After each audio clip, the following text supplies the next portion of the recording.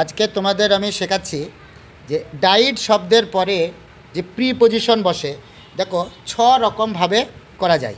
এক, যদি কোনো রোগে মারা যায় তাহলে রোগে মারা গেলে ডাইড অফ ডিজিজ। যদি দেশের জন্য মারা যায় তাহলে দেশের জন্য মারা গেলে হয় ডাইড ফর দ্য কান্ট্রি।